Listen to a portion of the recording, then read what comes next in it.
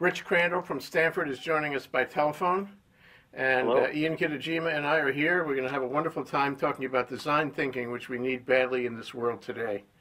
So the first question is, why do we need design thinking? What is thinking, and what is the difference between thinking and design thinking? So I can start with my definition of design thinking, and we can go from there. So for me, when I get asked this question, I answer that design thinking is a human-centered, prototype-driven approach to solving big challenges. And so a couple different things to pull out of that. One, the human-centered aspect. So for us in our work and the methodology that we teach, people are very important, and we need to better understand who are the stakeholders in a given challenge and get to know them and what their needs are.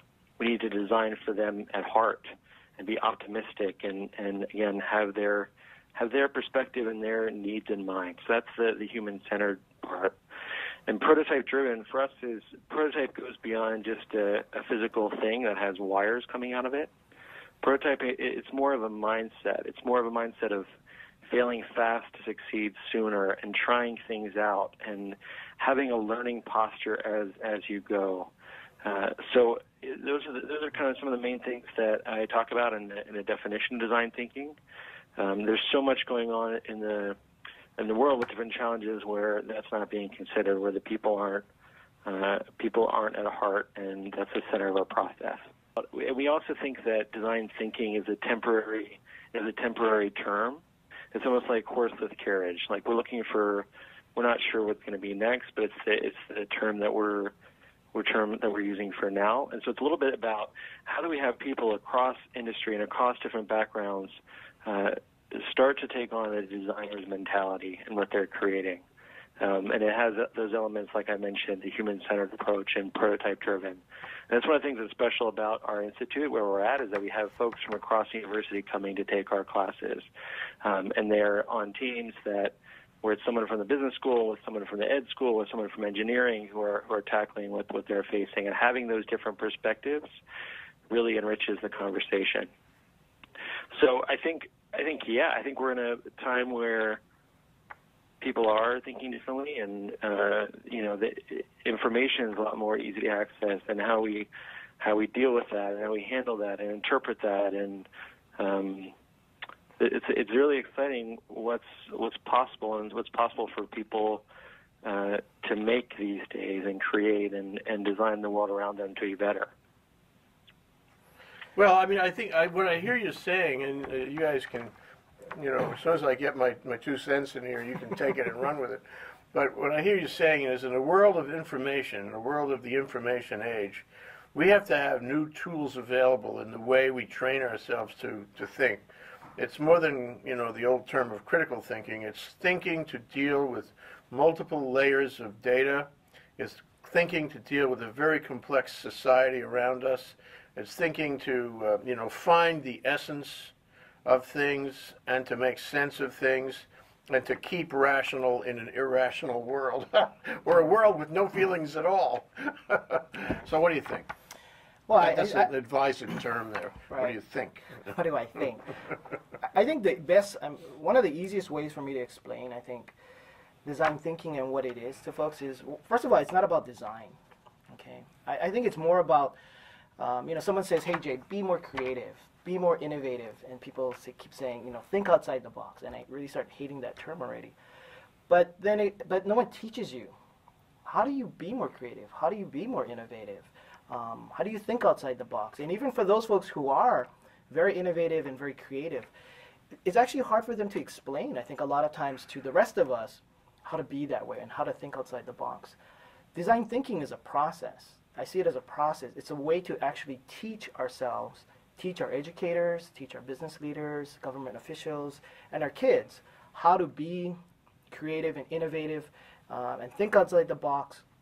And now we're giving them a tool, a process they can learn and they can apply to solve any problems that they face. When we kind of got in touch with Rich and the design school, one of the things that I watched was a video of David Kelly, who's the founder of IDEO and the design school. And they use that process to solve all kinds of problems. And one of the biggest problems that they looked at was education. And so my understanding is that the K-12 lab is a result of that insight that, we can apply this process to education and improve the education system kind of from the inside out. And so we got inspired by that and actually contacted Rich to ask if the Stanford team would actually come to Hawaii to actually start the process of creating the first group of design thinkers in Hawaii, and ultimately to bring design thinking to Hawaii and insert it into our public school system and do it every year. And so we've actually started that process. So this coming August, Rich and his team will be coming to Hawaii, and we'll actually be hosting and organizing a workshop here in Hawaii. That'll be the first annual workshop. So let me ask you, at the workshop, when you finish introductions, what is the first rule you would tell them? You mean like in terms of norms or things to take on and yes, things to take on together? The lesson, yeah. The first lesson that you would impart. Yeah, I think one of the things that we just had some teachers and principals in last week, and one of the things I stressed to them was that they needed to have a sense of coming to Stanford and coming in our building, that we all need to have a sense of California optimism. So that, we have a mindset of that new ideas are possible, change is possible, we can make, a difference ultimately for the kids and how they engage in learning. But it's also about having those people in mind, right? We have people at heart, and we're optimistic about a brighter future, and you need to have that in carrying this work. What I just kind of jumping in here, but what I've noticed too is in the process of learning design thinking, it's like learning anything. It's like a new paradigm. It's like learning anything new. It actually requires quite a bit of self-awareness, and a lot of times the ability to let go of how we've been doing it in the past and applying the rules and questions. There's that. If you keep asking the same question, you keep getting the same answer. So it's starting the process of asking different questions and looking at things from a different perspective. And as Rich mentioned, it's a culture of doing and prototyping, because a lot of times the person you're dealing with, the customer you're developing a solution for, many times actually is not real clear about what it is they're trying to solve yet. And only through the process of giving them something to put in their hand or something to touch or see can they then tell us, that's not actually what I want, or you know what, you're getting very close to what I'm interested in. So is this a Socratic thing where two people are involved in the process and one is sort of peeling off the non-relevant issues and trying to get to the heart of it, or is this a one-person process, or is it both? And can I learn it myself, or do I need somebody to show me the way?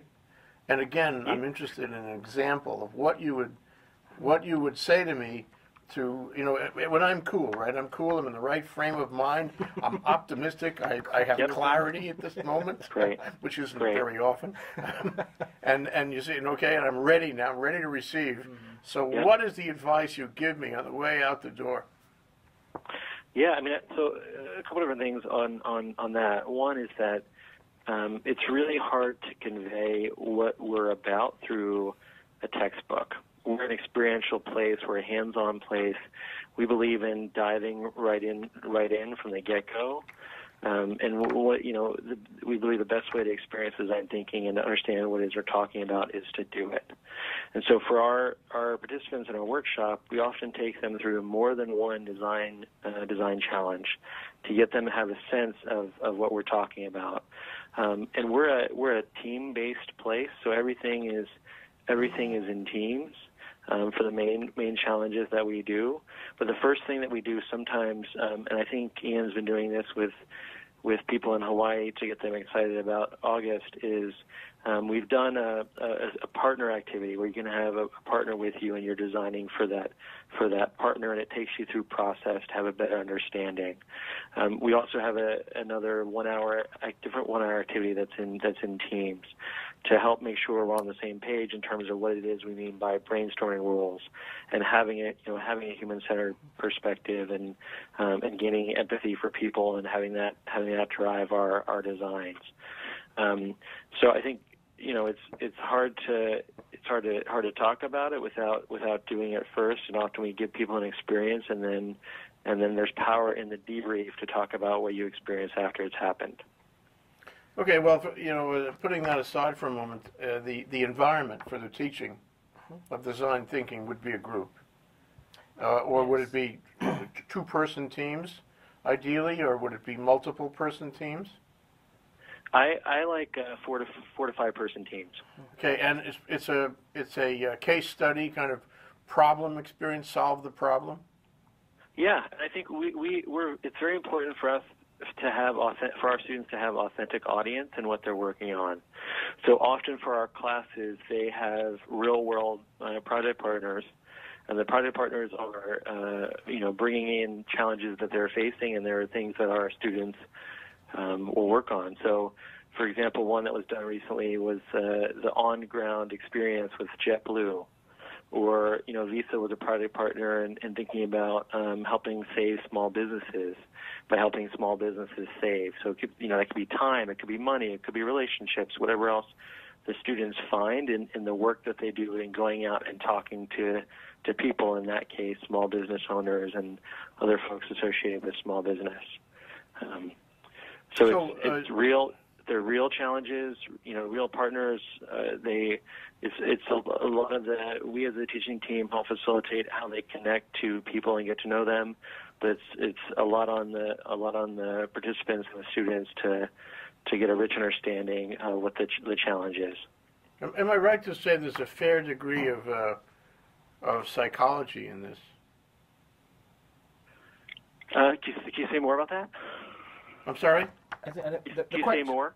The question. Am I right to say there's a fair degree of psychology involved? Yeah, So, and there's a couple different ways to think about that, right? So there's the psychology of understanding people, and just what you can gather from interviews and what people say, and versus what's underneath that, and pulling that apart, and what's going on in observation, and what can we learn from observing a certain situation, right? So there's psychology of designing for people for sure, but there's also, one thing my brain went to, we actually have a psychologist on staff for as part of the DSchool.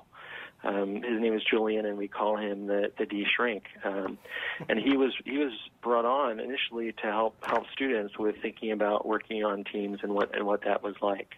Because our Stanford students have been successful their whole lives, putting their heads down when they came to challenges and just working harder and just working through it. But one of the things that we're hoping to teach them here is that when you get to a hard problem, it's rather than putting your head down and working through it, put your head up and look around and figure out who can help you with this. Like who can you lean on, or who can you bring into your group, into your team to help you advance your work. And Julian's been a tremendous help and for our students and for our teaching teams as well. Okay, well then one more question. I'll let you guys talk about the program in September, and that is, when I'm done, assuming I can ever be done, and I have had the benefit of this design thinking. I've done well. I've listened to all the lessons of it. I've performed well in the group process, and I walk out the door. How am I different than I was when I first came in? Yeah, I think you leave with much more confident in your creative ability. So you are seeing options, or when you step into brainstorms, be it at work or at home, you're much more generative in what alternatives are, and you see design opportunities all around you and ways to make things better all around you, and it's hard to turn off sometimes. But it's a really engaging way of working, an exciting way of working, and some of the most joyful moments that I have around the DSchool is having people come through and leaving energized in their creative process, but also in the work that they're doing back home, because they They just see the possibilities, and challenges don't seem so daunting to take on anymore. So are they likely to be more successful in life? Are they likely to become wealthy and famous? Like you, Jay? Like you, Ian? Like you, Rich? I think, oh my, famous more than wealthy. No. I think, sure. I mean, I think it's all about having a positive mindset that you can, when challenges crop up, you can take them on, and you have.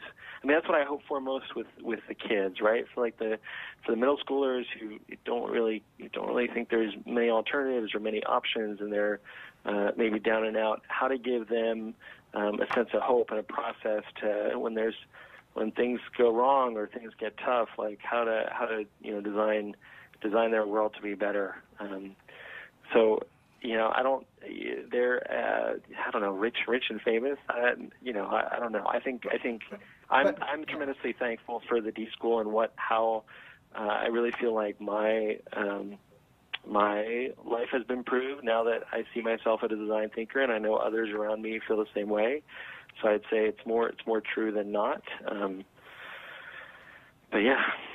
One of the things about design thinking, Jay, I think we all do it at some level. And when you look at things that you've worked on that's been successful, I'm pretty sure you'll actually see the design thinking process in what you're doing.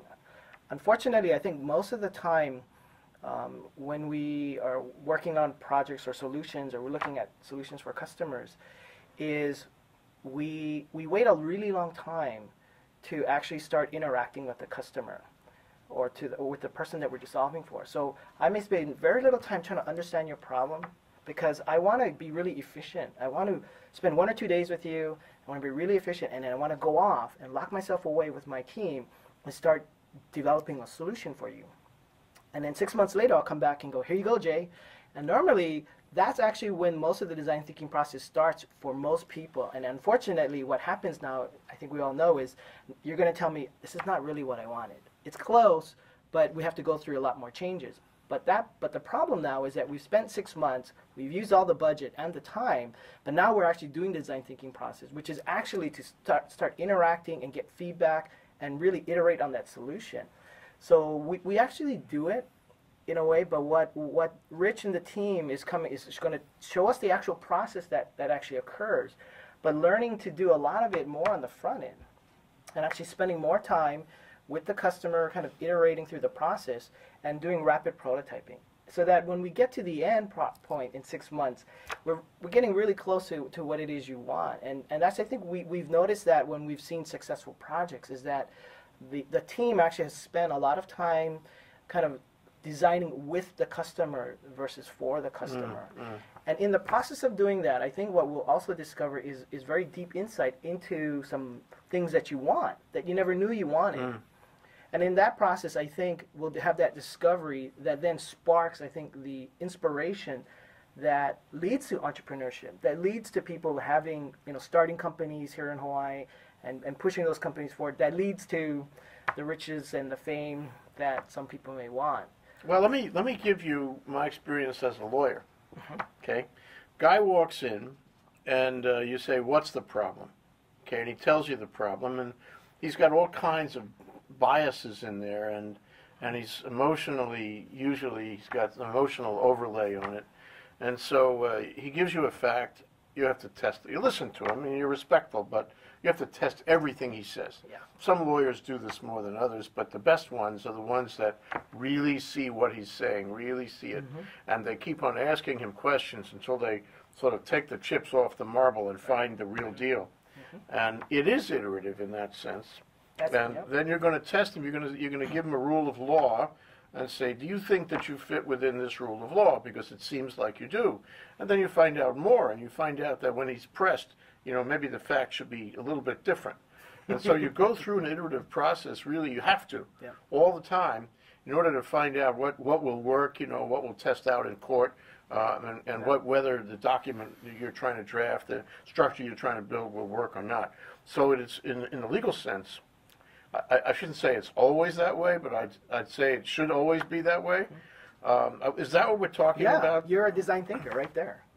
A design thinker means that I'm looking for more than what is originally presented to me. I'm iterating. Yes, you're diving deep. Interacting. Right, you're going deeper. Okay, why do you use the word design? Well, I mean, that's the way I kind of interpret it, but Rich, you can jump in. Why do you use the word design to describe that?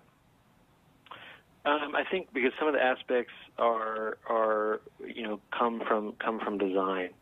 So what you're creating, and just it's you are creating in your law work. It's just sometimes people don't think of it that way. I think what's also included in what you're saying is that you have your client at heart, and every case is going to be different, right? So you're again like what you refer to or how you go about that case is going to be different and specialized around that person, and that's elements of the development of design thinking too.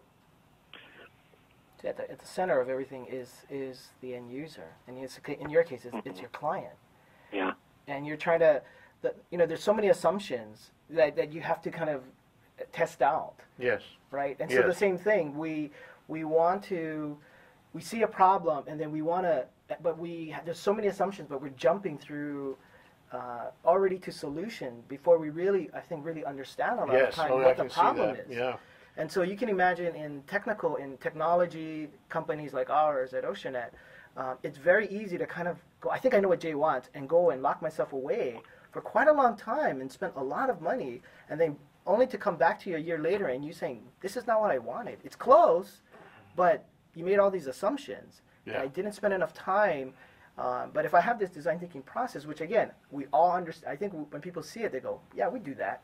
But we normally spend most of our time on the back end when we're doing the testing part. But now it's like we spent so much time already building the solution versus we should have spent more time going through this process of rapid prototyping and getting feedback so that when we get to the end, we get pretty close to what it is that you're looking for. But here we are, into the conversation, and it's dawning on me that that design thinking is for a client. It is for a targeted result. It is for a product or service. A service, something that you are giving to someone else or selling, whatever.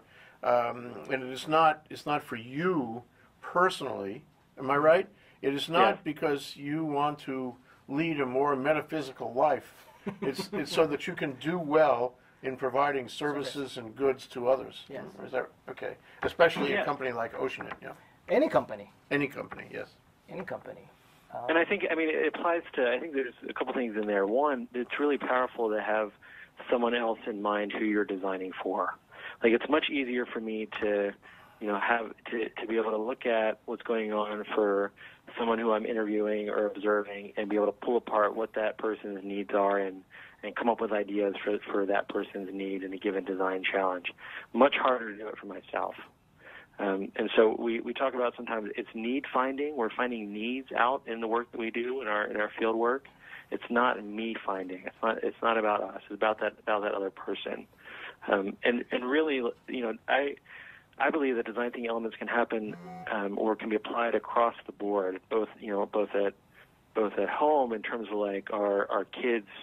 Our kids' bedrooms and what we paint on the wall to what we're making for dinner, throwing a dinner party, to it's not just about like selling stuff. It can be applied across the board. There's some, so I'll stop with that. But just I think you can apply it to all kinds of things. Rich, you can't see this, but I actually brought a little product into the studio here to show an example, which I think is an example of design thinking. To me, design thinking always starts with what is the problem? What is the big challenge or the problem that you're trying to solve? And so just recently I was able to meet one of Peter Franken, who is a co-founder of a startup called Safecast.org. It's called Safecast, and you can find him at safecast.org.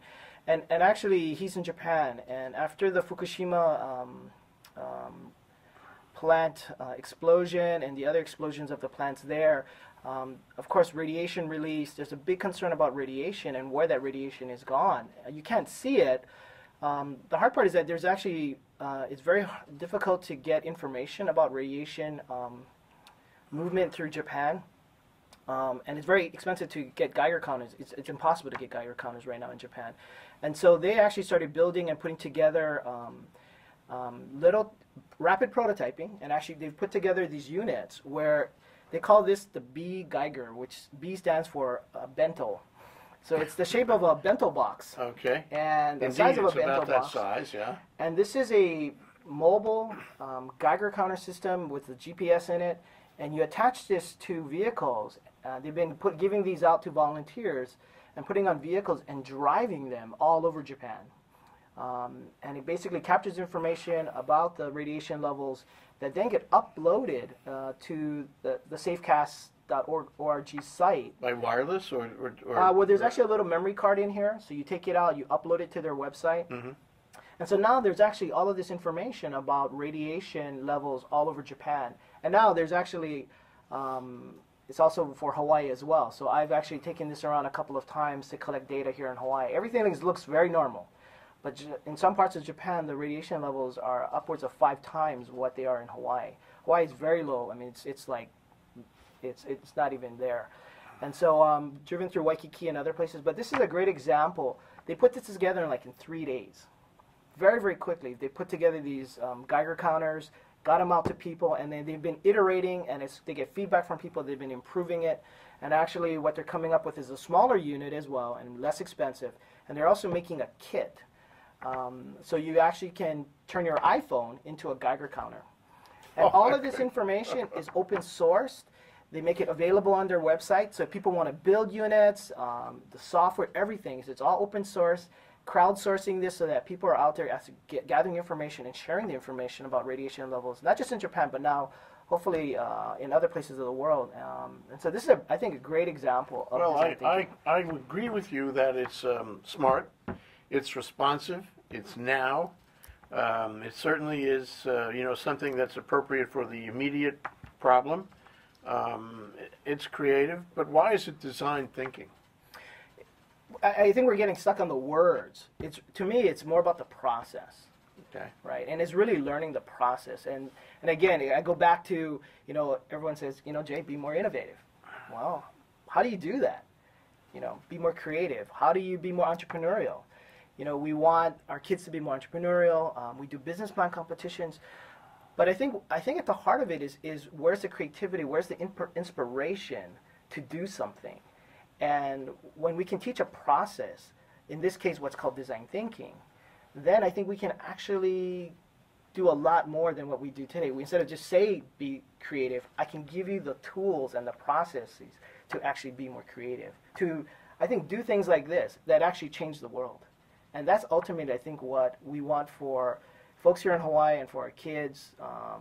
And that's how we're going to, I think, really change things. And also when we have this shared experience and I think a shared language, you'll start hearing the term design thinking more and more in Hawaii. I think people will realize that what we're really saying is I have a problem-solving process that I can apply to any problem that's out there. Mm-hmm. And that's why, the reason why we're having the workshop, and actually we're going to host this workshop every year.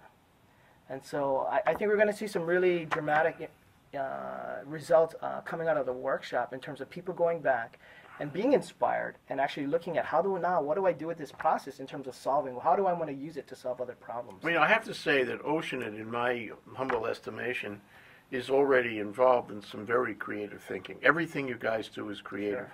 You are really looking for deals like this Geiger counter. It's like now, right. It's like out of the box. It's like meet a need right head on, right. Straight head on, and then do what no one expects you to do. Right. But ask the question, why would a company that is so innovative and can solve all kinds of problems, and we have our own process, we have our innovation process to solve problems, why would we go and believe that design thinking is something important enough? That's my question. Yeah. Okay. That's the question. Yeah. Is why are we doing it as a company? Yeah. And for us, it's actually a long-term strategic initiative.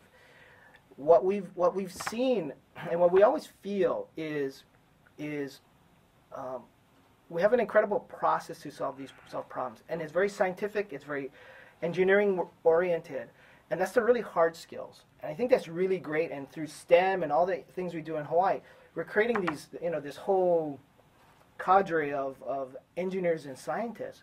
But what we're learning over time is that the soft skills, the ability to empathize and to listen and to ask the right questions or ask different questions, to be open-minded and flexible, to kind of suspend judgment, and to keep iterating with the customer and not to assume things is a very important skill set. And so we have a very strong left brain orientation in the U.S. and in our organization. Design thinking, I think, brings back into the scope of things the right brain, the creativity, the innovation, the inquiry, that I think once we have those two elements in our organization, we will be even more incredible, and they have the ability to solve even bigger problems in the world and do it quicker and do it better.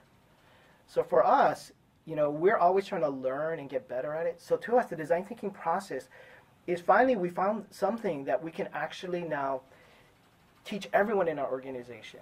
Versus, there's always those handful of people who have both of it. They already are design thinkers and they're these innovators, but it's hard for them to explain what they're doing so you can teach it to everyone else. The design thinking process is something that actually we can teach to people. And again, with that tool set, now we can create, I think, more solutions and do a better job at it. So. Excuse me.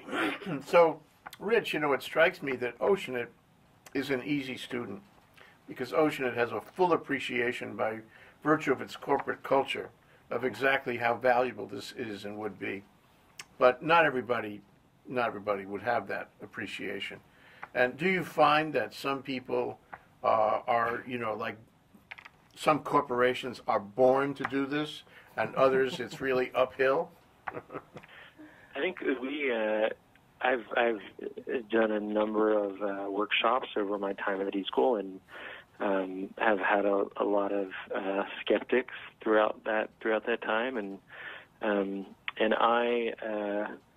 I love having them as part of the group because once they experience what we're talking about, they have a richer conversation, and they better get the importance of what we're doing and better understand what it is in general. I mean, I think there are certain companies that are taking this on and really seeing the importance of it and have different design thinking initiatives, and that's really exciting to see.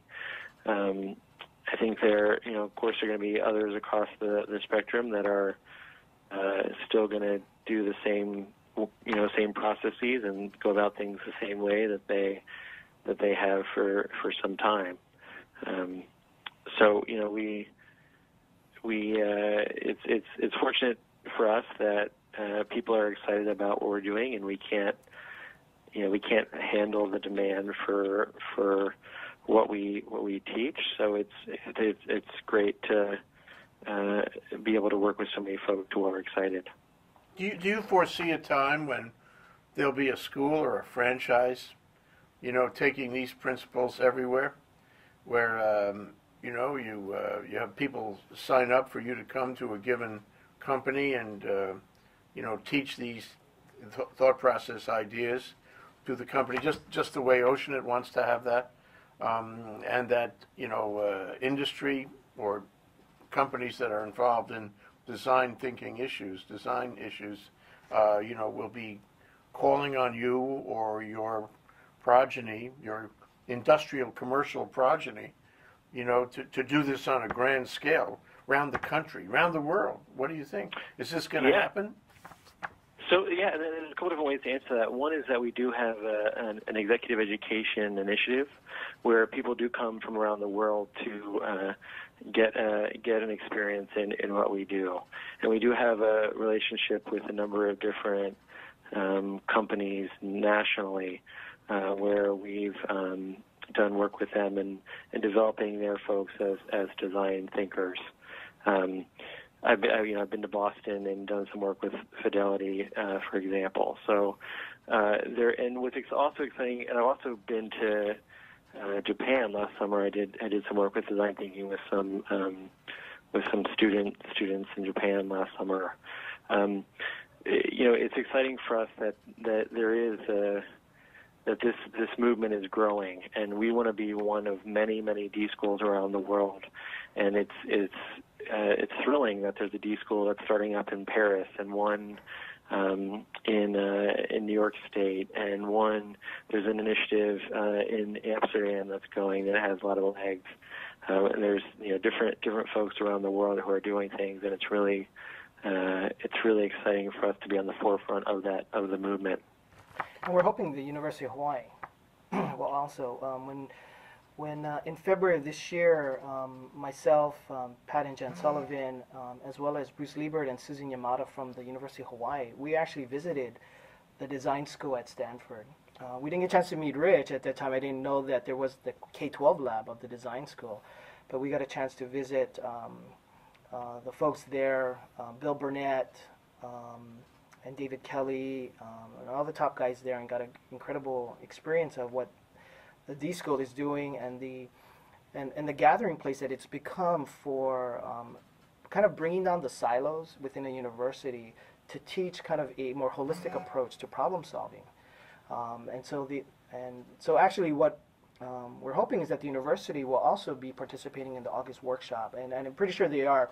We've actually been hosting, I think Rich may have alluded to this, is that a group of us, of volunteers, a lot of them from Oceanit, have been organizing 3-hour introductory workshops to the design thinking process.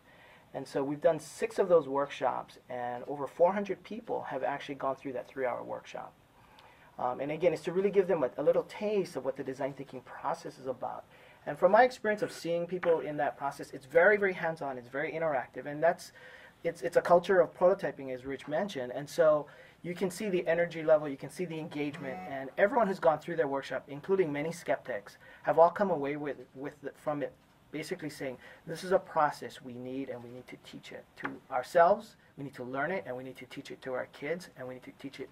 And everything that we're doing is to teach this process so that everyone, I think, has this toolkit again to actually go about solving problems. Well, what about teaching it to competitors, Ian? We are. We're teaching it to everyone. I mean, I think when Oceanit went to Stanford, and we've been looking at design thinking for about 2 years. It's been around for a long time. The D School at the Stanford has been around for a long time, and there's many programs, and that term design thinking is all over the world already. But as we went through the process of looking at this and realizing that this is as important as nanotechnology for our organization. Sure. It's a strategic move. Sure, it's permeating throughout. Throughout, that we believe design thinking is the same strategic advantage that we need to incorporate into our culture. And why it's actually hard is because it's a thought process. It's not building I'm bringing another piece of equipment, or I'm creating a building. I'm actually trying to change my mind internally within the culture. But again, it's something that we feel we have to be doing. Yeah. But at the same time, we have to be sharing this too. We cannot. Why do you have to share it? Because I think there's more to be gained when everyone. It's kind of like that idea of all ships rise when the tide rises kind of thing. Is like, I think we have to not withhold this thing kind of a thing. It's something that needs to be shared. It needs to be learned. And so as soon as we got back in February, we started our full-scale effort in adopting design thinking and incorporating it into our culture. So we're actually hosting internal workshops at Oceanit. But as we started doing that, we realized that this is an incredible tool, an incredible process that we need to actually get to other people. So we started incorporating our dual-use industry people. So we actually last year hosted a workshop for the dual-use industry, for a one-day workshop. But then we started looking at, this is something we have to get all the way down to our education system. So to me, one of the most exciting things, I think, going forward is having the Stanford guys with us as we actually incorporate design thinking into our education system. I mean, that's how important it is. And I think with Rich's help and the design school and the Department of Education, we're actually going to incorporate design thinking into our curriculum, here in Hawaii. High school curriculum? Right now, it's going to be a product at the high school level, but we want to get it all the way down to the elementary school. And Hawaii could be really the first state in the whole country to actually have design thinking into its entire curriculum, including with the private schools. The private schools are in many ways like leading the charge. They already have been doing it at some level, so they're all on board. They're more nimble. And unfortunately, they have funding to do a lot of this. Yeah. So for the public school educators, we've had to do a bunch of fundraising, and the Public Schools of Hawaii Foundation is the title sponsor for this event and for this event going forward. They've made a commitment to actually sponsor future workshops because we want to make this not a one-time deal. We want to do this for as long as we can to create as many design thinkers in Hawaii. And that's how important it is. It's not something that one company should withhold. Well, so is it treated as a separate course? In other words, period 3, 11:15 to noon, we're going to talk about design thinking. Is that what happens? Well, there's already there's programs like the Career Technical Education Program in the high schools. I'm familiar with that. You know CT very well. We're both advisory members, and so there's already courses that have already been approved for the CTE programs. And so now we're just going to overlay and incorporate design thinking into those curriculums. So it's not going to be an additional thing. It's going to be incorporated into what you're doing now. That's great. And so that way it can go through the entire school system. You don't have to go through any bureaucratic. Right. I mean, there's going to be some things we have to do and get approved from the Department of Education. But that's, and again, as we know, CTE has their annual assessment competition, 2-day competition. So part of that, you have the retail challenge, you have the 3D design challenge. All of those things can incorporate design thinking processes and techniques, right, already into it. So it's already kind of built, it's already ready to go. We just have to work with CTE and Stanford. And Stanford is also bringing curriculum specialists with them to the workshop in August. So if you want to build, say, a tech industry, that's our goal, Rich. We're trying to make a tech industry here. It's been ups and downs, but here we are. So, and of course, everybody says it's all a matter of educating the next generation in the pipeline and making sure that they can handle it and have not only the skills but the confidence to do it and all that. But it sounds like one of the reasons you're involved in this, Ian, is for that very purpose. You can't build an industry without a workforce, and you can't build a workforce without people who can do this kind of thinking. Yeah, exactly. You can't do it with just one company. This really is to me a long-term effort. Oceanit is totally committed to it, and in fact, when I brought it up to a bunch of folks, I said, you might as well join us because we're going to do this no matter what. We're going to incorporate it into our organization, and we're going to share it with as many people as we can, and we'll help everyone who wants to learn this process. Because ultimately, then I think we have not just high tech, but we have a more prosperous Hawaii. So Kyoya Sheraton Hotels is a major sponsor. They're sending their executive team to the workshop. So, if you're in the tourism industry or whatever service industry you have in Hawaii, construction, carpenter, it's available for everyone. Yeah, because taking any company to the next level means finding better products, better services, right. And you do that in this kind of mode. I'm just wondering, Rich, so far it seems like, although somebody here said that, this was, I think you said it, Rich, that it's going out to the world in some way. But I'm wondering, I'm thinking of, and maybe this is no longer so accurate as it was, I'm thinking of like education in China. You have to memorize the periodic table. You have to memorize lots of things, and then you take a test and see how good your memory is. And you don't necessarily get into creative thinking in the old-fashioned sense. And then everybody says, well, the United States has an advantage because our educational system and our culture of education, allows people to do more creative thinking, and therefore we're always going to be ahead of China. This may not be the case anymore. I mean, they do have a particle accelerator in Beijing, and they're not fooling around. but I'm wondering if there is a difference in terms of the ability of a given country to accept this kind of education. And I'm wondering if you're in China and you're in other parts of Asia, and it's working in the same way or a different way. Yeah, it's interesting that you bring China up because we actually have a meeting about a Chinese partnership tomorrow to have a relationship to engage a local school here with a school in China and have design thinking happen. It's around a panda reserve, and that's part of the challenge and the relationship as well. I think I am in an unfortunate position where I get people who reach out and are interested from, like I said before, all over the world. Like Bogota, Colombia 2 days ago, and we've done some work in Taiwan, and at all kinds of places. So I am gonna stay away from having any, saying any blanket statements about different countries and their educational system and how much they'd be excited about, or how much they're able to incorporate design thinking or not. But it is exciting for us to have people reach out and see it as valuable. And I give major kudos to Ian and the Oceanit team for recognizing design thinking as being important for Hawaii's future. I mean, I talk about this workshop a lot in my different people that I've been meeting lately, and their question to me is, well, wait, who's putting this on, and why? And ultimately, it comes down to Oceanit caring about Hawaii, and I think that's just fantastic and great that Ian and his team are going about it the way that they're going about it, with thinking about it long term and really how to make change in the education system in the state of Hawaii.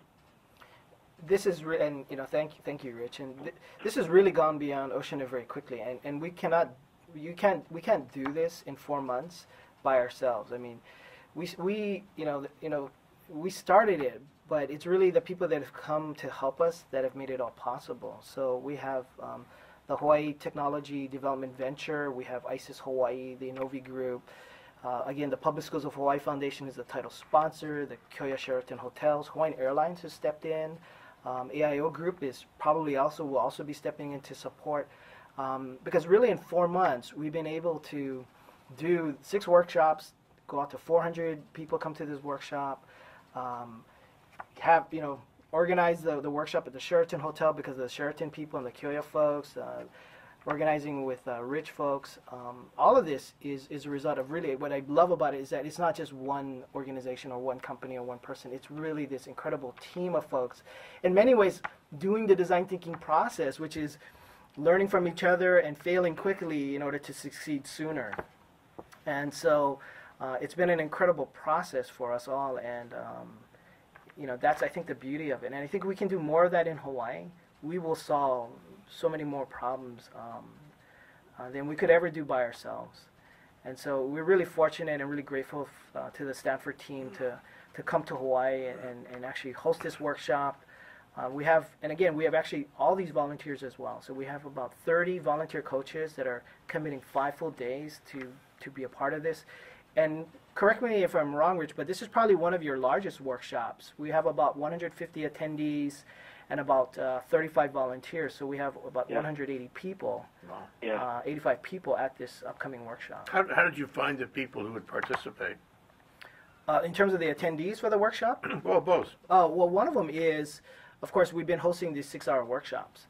And everyone who comes out of that workshop says, I want to go to the class. And so we already knew that we would actually have more demand than we would have seats for. And so we actually have an application process for people to kind of tell us, why do you want to come to the class? And actually, who would you bring to the class with you? Because what we want is, the priority are educators. But we want educators who are thinking in a sense of they're building a team in order to go back to their schools to actually teach design thinking within their school and to their students. So if it's just one teacher, we know they're going to really struggle. But if they're coming with their vice principal or their principal or two or three other teachers with them, their chances of succeeding is much higher. And so we actually have an application process. And so we have more applicants than we have seats for. And so right now we're struggling through the criteria process of picking who's actually coming to the workshop for this first workshop. Now we're going to do it again every year, but for this first workshop we're learning as well how to pick the first 150. There are industry seats available, but at this point, there's only a handful of industry seats available. The tuition cost is $2,000 for industry. For public school educators and the private school educators, it's all sponsored. So they're essentially coming to the workshop for very, very low cost. I mean, there's a little bit of a fee, so they actually show up to the workshop. But for our educators, it's essentially free thanks to the Public Schools of Hawaii Foundation and to the private schools who are sponsoring their educators to come. So Punahou, Iolani, Kamehameha Schools, Midpac, they're all sending multiple teams actually to the workshop. Oh, that's great. So, Rich, how did this come about? I mean, what is the nature of the organization at Stanford that is promulgating these ideas, and how did it get organized, and where can I read up on on the Stanford unit that deals with this? Yeah, so we you're speaking, I think, of the DSchool, yeah. Yes. The DSchool's been around for 6 years, and we have a full-time team of about 18 folks. And I lead our work in K-12 education, so a lot of work with teachers and principals and kids and foundations who care about education work. And a great way to learn about us is simply on our website. So it's dschool.stanford.edu. Exciting. And how long has it taken you to get to 18 staff that way? I mean, how old is this unit? Yeah, it's a great question. So I've been around for 4 years, and I'd say we've increased our numbers slowly over those 4 years. It started with a few people back 6 years ago in a trailer on the Stanford campus, and has we've definitely grown in our building size. We got a very nice gift from Hasso Plattner a lot of that went towards preparing this beautiful home that we're in now, but we kept on moving around on campus before we arrived here. And we've learned a ton in the process about how to teach this work, and other things that are important that go along with process in terms of team dynamics and how to lead in this way and so forth. Well, sounds like you should develop a Stanford West right here at the University of Hawaii. I'm sure we can find a home for you in Manoa. That sounds great to me. I don't think Rich had any problems getting people to come to Hawaii, I think. Volunteering. Do we have any volunteers that want to go to Hawaii for 5 days? I'm doing a workshop in Detroit next week. That was a little harder sell. The team recruitment was a little bit easier on the August workshop. We're sorry for you. Detroit in August is not a dreamboat. No.